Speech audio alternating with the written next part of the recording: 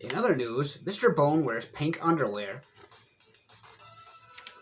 This just in, it's time for another game pickups video. So, not a whole lot this time, just a very handful of games, I guess you could say, but, let's just get right into it. So, first a couple of PS1 games, which I actually haven't gotten around to playing yet, but I have like a little mini story for each of them. The first one is Tiny Toon Adventures, Plucky's, I can't keep forgetting the name, Plucky's Big Adventure. Now, yeah, it's not complete or anything, but I guess that's okay, because from what I understand, this game sucks, but as I've mentioned in several of my videos, Tiny Toon Adventures is my favorite cartoon series of all time. You know, I was actually just watching some episodes the other night, but, yeah, so I'm trying to collect all the games for it, including the bad ones.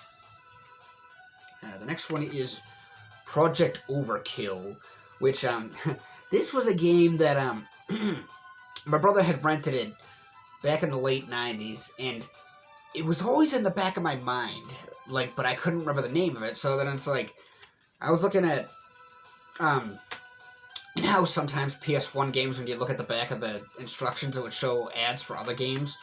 Well, I was looking at, because this was Konami, I was looking at, like, one of my Konami PS1 games, and I was looking at the back of the instructions, and it was like, wait, you know, there was 3 different games on it that there was, like, ads for, and I was like, one of them that, like, stood out to me, like, it hit me, and I'm like, wait a minute, is that the game I'm thinking of? So I looked it up, and sure enough, it is. So, anyway, the best way to describe this game, because from what I remember and from looking it up, it's pretty much like the game Loaded. You know, it's like a gory, gory, overhead, shoot-'em-up type of game, you know, and there's, like, 4 playable characters with some kick-ass music. So now we're moving up to the Switch. First one is Luigis Mansion 3. I've been meaning to get this for, well, since like last year. Not this past year, but the year before, you know, because it came out in 2019 on Halloween. But yeah, I've always enjoyed the Luigi's Mansion games, and I'm glad they went back to, like, with the original game, how the original GameCube game, where it was like, you know, just one building, opposed to the second one, which was multiple buildings. But I mean, that was still a great game. Dark Moon was the second one, but yeah, I prefer just the one building, which is what they went back to with this. And so, you know, basically, Luigi, Mario, Princess Peach, and a few Toads went to vacation in this building, and everyone except Luigi is captured and, like, imprisoned in paintings, so Luigi has to save him. But yeah, like, there's a lot of cool bosses and stuff, and there's a new, well, somewhat new character called Gooigi, who is like a slime Luigi clone, and basically you can, excuse me, you, like, can switch between them, because he can, like, get into areas that Luigi can't, like, he can go through grates and smaller pipes and stuff, so sometimes you have to switch between them to solve puzzles and stuff. And it also functions as a 2-player co-op mode, which is kind of cool, because that's never been done in a Luigi's Mansion game before. But other than that, it's your, I guess you could say it's your basic Luigi's Mansion game. The next one is Hyrule Warriors Age of Calamity, which is a prequel to Breath of the Wild.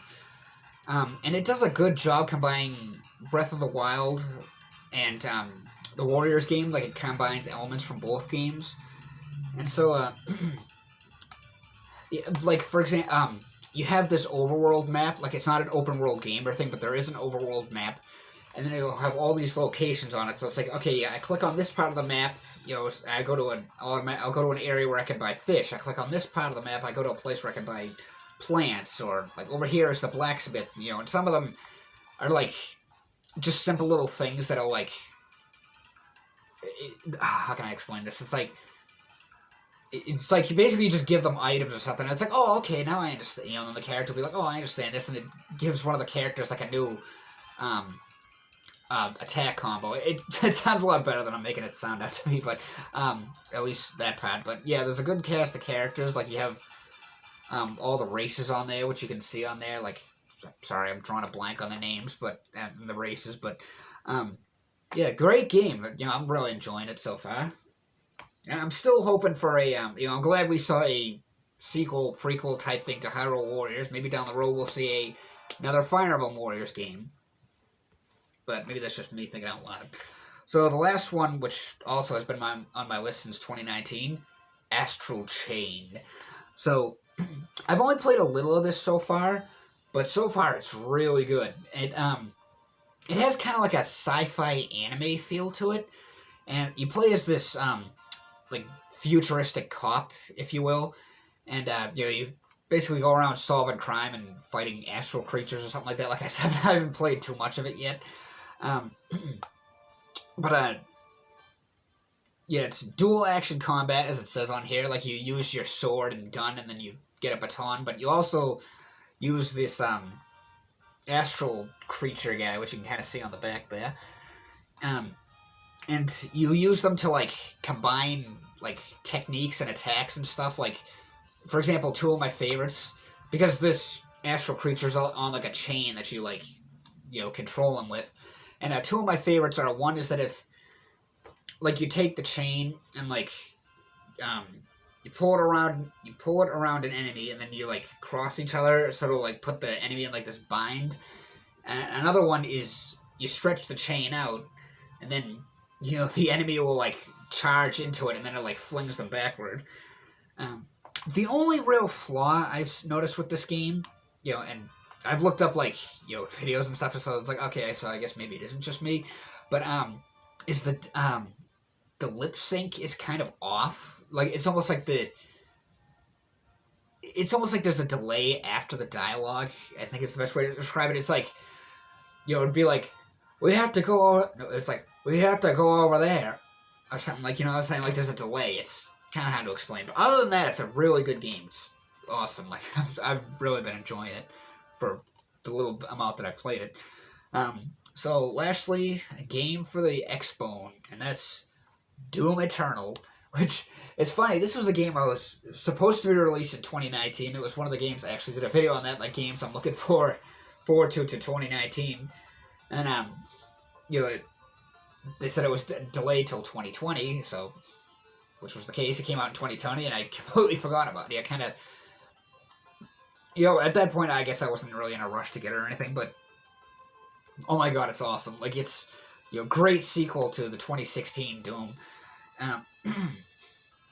It's like, you have, like, new enemies and stuff, like, of course, like, along with the older ones. Some of them, like, kind of change shape and size, so to speak, or it looks a little bit different, like, some of the overkills, or whatever you want to call them, the fatalities, whatever, like I said, whatever you want to call them, they,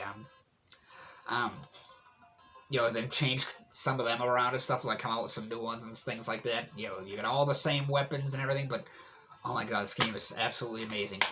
And, one part that I thought was really cool was that you play is when you get the super shotgun. It's like basically you like transport your mind into a revenant, so you actually control that like temporarily, like kill a bunch of other enemies, and then you retrieve the super shotgun, and then you like bring it back to the to Doom guy, and he's like, so then it's like when it goes back to the first person perspective of Doom guy, and the Revenant's just sitting there like with the super shotgun, and you just take it from him, and he's just this kid sitting there like, and it's like, okay, do I just shoot?